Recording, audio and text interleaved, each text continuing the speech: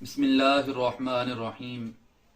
ناظرین کرام، گزشتہ روز ایک کلپ موصول ہوا جس میں قبلہ استاذی و استاذ العلماء حضرت علامہ مولانا مفتی سید صداقت علی شاہ صاحب بخاری زیدہ شرفہ کی طرف سے کی جانے والی ایک گفتگو پر تبصرہ کرنے کی کوشش کی گئی۔ قبلہ استاذ گرامی کی اس گفتگو کا عنوان سیف چشتیائی برگردن خطائی تھا۔ اس عنوان کے تحت آپ نے ابو البشر حضرت سیدنا آدم علیہ السلام، جد الانبیاء حضرت سیدنا ابراہیم علیہ السلام اور حضرت سیدنا داود علیہ السلام کی ذوات مقدسہ سے خطایا کی نفی کے حوالہ سے مفسرین کرام اور علماء اعلام کے اقوال کی روشنی میں مدلل اور مبرہن کلام فرمایا، اور بالخصوص حضور خاتم النبیین سید الانبیاء والمرسلین ہمارے آقا و مولا صلی اللہ تعالی علیہ وآلہ وسلم کی ذات اقدس سے سفر حدیبیہ اور یمامہ کے حوالہ سے خطا کی نفی کے متعلق رئیس المجددین امام المسلمین فاتح قادیانیت حضور قبلہ عالم گولڑوی قدس سرہ العزیز کی تصنیف لطیف سیف چشتیائی کی عبارت کو بطور دلیل پیش کیا، اور دوسری عبارت یعنی جس میں حدیبیہ والے واقعہ میں رسول پاک علیہ الصلوۃ والسلام سے خطا کی نفی کی گئی ہے، وہ کس ہستی کی ہے؟ یہ آپ کے سامنے سیف چشتیائی رئیس المجددین امام المسلمین مامور من الرسول فاتح قادیانیت حضرت اعلیٰ سیدنا پیر مہر علی شاہ صاحب رضی اللہ تعالی عنہ کی تصنیف لطیف ہے۔ اس کی تفصیل اب سنیے سیف چشتیائی سے۔ بلکہ مناسب بشان نبوت، میں نے عرض کیا تھا کہ مناسب بشان نبوت، تو بعض لوگ واویلا کر رہے تھے کہ کیا مناسب بشان نبوت کے خلاف موقف فلاں کا ہے فلاں کا ہے فلاں کا ہے۔ یہ پیر مہر علی شاہ صاحب فرما رہے ہیں بلکہ مناسب بشان نبوت یوں معلوم ہوتا ہے کہ حدیبیہ والے سال بھی جانا آپ کا قصور فی الکشف کی وجہ سے نہ تھا، بلکہ حصول صلح کے لیے جو مقدمہ فتح کا تھا بحسب فرمان خداوندی واقع ہوا۔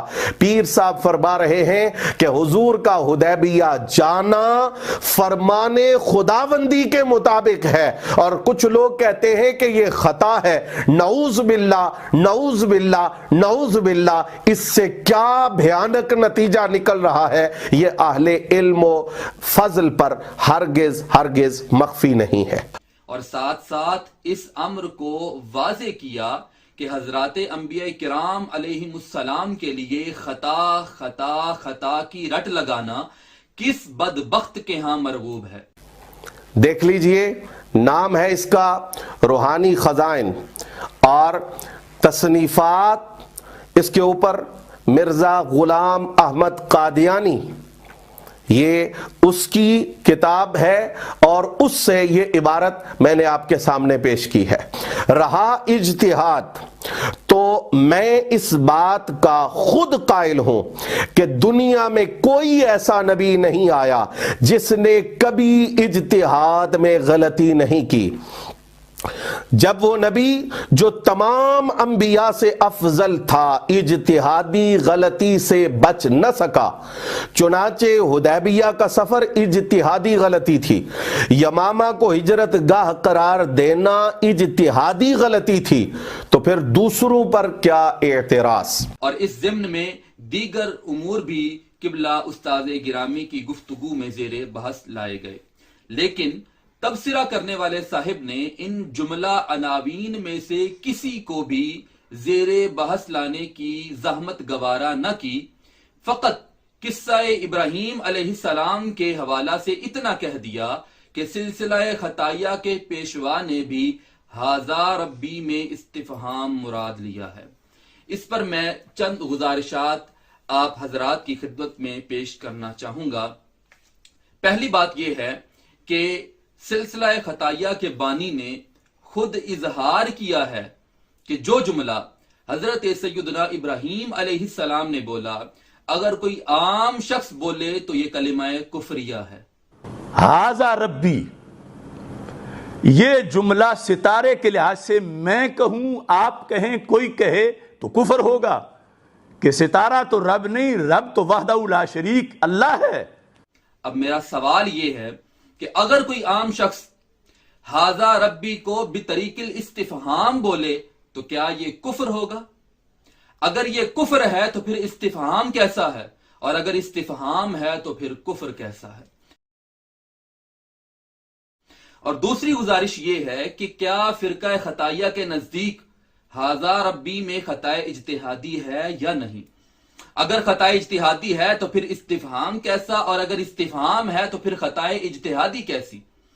اور میں بڑی کشادہ دلی سے یہ گزارش کرنا چاہوں گا کہ اگر فرقہ خطائیہ حضرت سیدنا ابراہیم علیہ السلام کی ذات اقدس سے خطا اجتہادی کی نفی کریں، اور چونکہ ان کے تھم نیل سے جس پر پارٹ 1 لکھا ہوا ہے یہ ظاہر ہو رہا ہے کہ وہ قبلہ استاد گرامی کے ذکر کردہ دیگر عناوین پر بھی گفتگو کریں گے، سو وہ اگلے پارٹ میں حضرت سیدنا آدم علیہ السلام اور حضرت سیدنا داود علیہ السلام کی ذوات مقدسہ سے خطا کی نفی کریں، اور پھر اگلے پارٹ میں واقعہ حدیبیہ اور یمامہ کے حوالہ سے ہمارے آقا و مولا حضور سید عالم صلی اللہ تعالی علیہ وآلہ وسلم کی ذات اقدس سے خطا کی نفی کر دیں تو ہمارے لیے اس سے بڑھ کر باعث مسرت اور کوئی چیز نہیں ہوگی۔ اور ہمیں اللہ کے فضل اور اس کی رحمت سے کبھی امید ہے کہ اگر یہ فرقہ حضرات انبیاء کرام علیہم السلام کی ذوات مقدسہ سے خطایا کی نفی کرنا شروع کر دیں تو اس کار خیر کی برکات انہیں مخدومہ کونین سیدہ کائنات سلام اللہ تعالی علیہا کی ذات ببرکات سے خطا کی نفی تک پہنچا دیں گی، اور امت ایک بہت بڑے فتنے سے محفوظ ہو جائے گی۔ اگرچہ زاہد کے شاہد نے یہ کہا ہے کہ خطاؤں پر پروگرامز کرنا ہمارا طریقہ نہیں ہے، اور اس پر زاہد کی شہادت بھی پیش کرنے کی کوشش کی ہے۔ مفتی ڈاکٹر زاہد محمود نعمانی صاحب دامت برکاتہ القدسیہ مرکز صراط مستقیم میں تائیدار ختم نبوت کانفرنس میں خطاب فرماتے ہوئے آپ نے یہ فرما دیا تھا، نہ یہ ہمارا عقیدہ ہے اور نہ ہی ہمارے سٹیج اس چیز کی اجازت دیتے ہیں کہ اس انداز میں تبلیغ کی جائے۔ جب کسی دشمن کو جواب دینا تھا تو اس وقت لفظ خطا کا استعمال کیا گیا، نہ یہ ہمارا عقیدہ ہے نہ یہ ہمارے سٹیج سے تبلیغ ہے۔ لیکن میرا سوال یہ ہے کہ کیا زاہد کے اس اعلان کے بعد اس فرقہ کی کوئی گفتگو اس بات خطایا کے مذموم عنوان سے خالی ہے؟ کیا خود خطائی امام نے اس اعلان کے بعد مزید خطاؤں کی نشاندہی نہیں کی؟ کیا خطائی شیخ الحدیث نے اس اعلان کے بعد حضور صلی اللہ تعالی علیہ وآلہ وسلم اور جناب صدیق اکبر رضی اللہ تعالی عنہ کے لیے اسیران بدر کے حوالہ سے نیا مقام خطا تلاش کر کے بیان نہیں کیا؟ بدر کے قیدیوں کے معاملے میں جب اجتہاد پیش کیا گیا تھا تو درست رائے کس کی تھی اور خطا اجتہادی کن سے ہوئی؟ ان نبی صلی اللہ علیہ وسلم اخطا حین عمل برأی ابی بکر۔ اور اگر ایسا ہے تو کیا اس قدر دھوکہ دہی خدمت اسلام ہے؟ اور جناب شاہد خطائی صاحب، آپ نے یہ گلہ کیا ہے کہ قبلہ استاد گرامی نے عصمت الانبیاء فی الاجتہاد سیمینار کے بعد طویل خاموشی اختیار کی ہے۔ جناب صداقت شاہ صاحب بخاری صاحب کی 2 سال تک اونچی سانس بھی نہ سنائی دی، ایک طویل سکوت اختیار کرنے کے بعد دوبارہ سے موصوف میدان میں اترے ہیں۔ تو میں آپ کو یہ بتاتا چلوں کہ قبلہ استاد گرامی کے اس سیمینار پر آپ کے خطائی شیخ الحدیث نے جو تبصرے پیش کیے تھے، بن معین اور یحییٰ بن معین اور یحییٰ بن معین، یحییٰ بن معین میں یحییٰ بن معین ہوں، کہیں کی اینٹ کہیں کا روڑا بھانمتی نے کنبا جوڑا۔ اب پتہ چل چکا ہے تم تو کہیں کی اینٹ کہیں کا روڑا جوڑتے پھرتے ہو، اور تم نے کہا تھا یہ ملفوظ ہے مکتوب نہیں ہے، اور تم نے کہا تھا یہ ملفوظ ہے مکتوب نہیں ہے۔ مکتوب نمبر 51 ہے، مکتوب نمبر 51 ہے۔ فقیر نے ان کا تفصیلی جائزہ پیش کیا تھا، لیکن اس کے جواب میں آپ کے شیخ الحدیث زید نعمانی نے اتنا سکوت کیا کہ ہمیں یہ بتانا بھی گوارا نہ کیا کہ میں نے ان کی اصلاح کرتے ہوئے جو تصحیح کی تھی وہ درست تھی یا غلط۔